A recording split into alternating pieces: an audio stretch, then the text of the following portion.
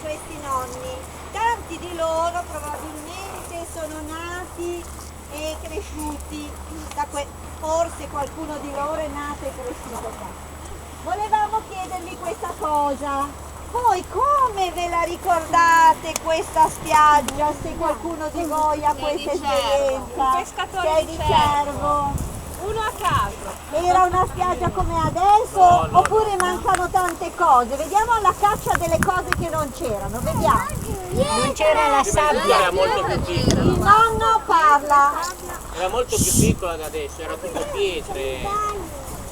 E fino a qua non arrivavano a pulire niente. Quindi questa spiaggia è stata un po', diciamo, costruita dall'uomo, se vogliamo, no?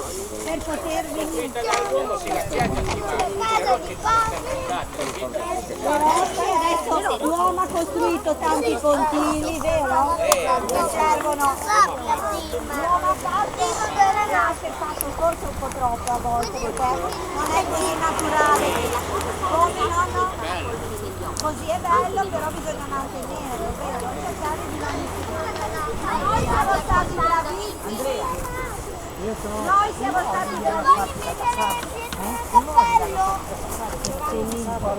ad aver contribuito a essere un pochettino ecologici. Ma quante cose abbiamo raccolto? Vediamo un po' questi sacconi, vediamo un po'. Come pesano! Mamma mia, ma siete stati spettacolari! Pensate com'è costruita la natura questa mattina, questo ambiente naturale che si è liberato di queste cose che oltretutto non si riuscivano a sciogliere, a ritornare nell'ambiente in maniera naturale. C'è ancora qualche sigaretta, poi qualche adulto la raccolga. Per cui direi, Anna, cosa dici? Si meritano un premio questi bimbi? Certo. Ora lascio a te la parola. Sì, ok.